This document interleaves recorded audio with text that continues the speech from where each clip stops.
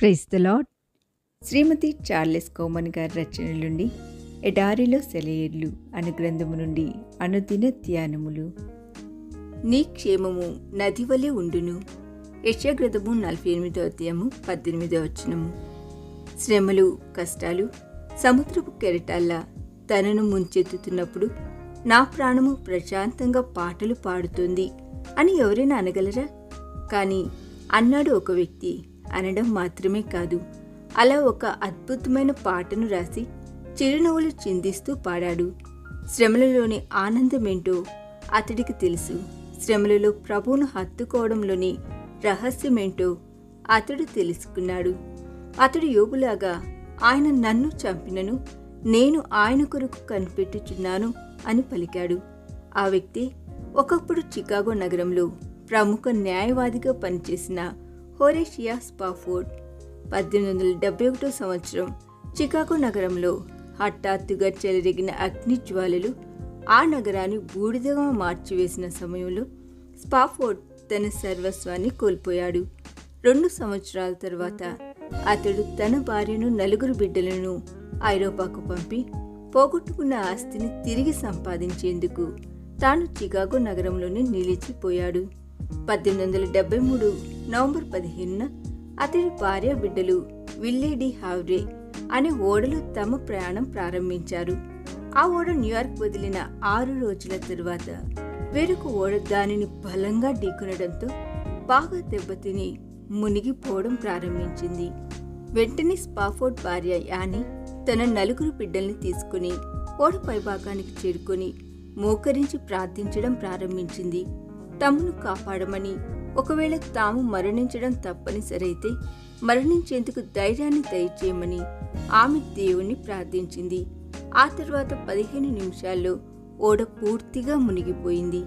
ఒక పెద్ద అల తన 4 బిడ్డల్ని సముద్ర జలాల్లో ముంచేయటం ఆ తల్లి కల్లారా చూసింది. తర్వాత స్పృహ కోల్పోయి పగిలిన ఒక ఓడ పలకపై తేలుతున్న ఆమెని రక్షక దళం ఒక లైఫ్ బోట్ ద్వారా కాపాడి సురక్షితంగా ఒడ్డుకు చేర్చింది. కొన్ని రోజులకు వేల్స్లోని కార్డిఫ్కు చేరుకున్న స్పాఫోర్డ్ భార్య నేనొకతనే బ్రతికి బయటపడ్డానంటూ తన భర్తకు ఒక టెలిగ్రామ్ ఇచ్చింది.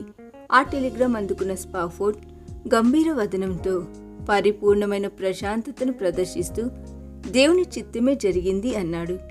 ఆ తర్వాత అతడు తన విశ్వాసాన్ని వ్యక్తీకరిస్తూ తర్వాతి కాలంలో లోతైన శ్రమలలోనూ కష్టాలలోనూ మునిగి తేలే అనేకులను ఆదరించిన నది వలె సమాధానము నాలో ప్రవహిస్తోంది అనే అర్థాన్నిచ్చే peace a like river attendeth my way అంటూ ఒక అద్భుతమైన పాటను రాశాడు. ఆహా! శ్రమలు కష్టాలు సముద్రపు టలల్లా తనను ముంచెత్తుతున్నప్పుడు, బాధలు వేదనలు పెను తుఫానుల్లా తనను కుప్పకూల దోసినప్పుడు నా ప్రాణము ప్రశాంతంగా పాటలు పాడుతుంది అని అతడు పలకడం ఎంత ఆశ్చర్యం! 1899లో ధనవంతుడైన ఒక వ్యక్తి తన సర్వస్వాన్ని కోల్పోయి నిరాశ నిస్పృహలో కొట్టుమిట్టాడుతున్న సమయంలో అతడి స్నేహితుడొకడు ఆ పాటను గురించి, ఏ పరిస్థితుల్లో స్పాఫోర్డ్ ఆ పాటను రాశాడోనన్న విషయాన్ని గురించి అతడికి వివరించినప్పుడు ఆ వ్యక్తి వెంటనే ఇలా అన్నాడు.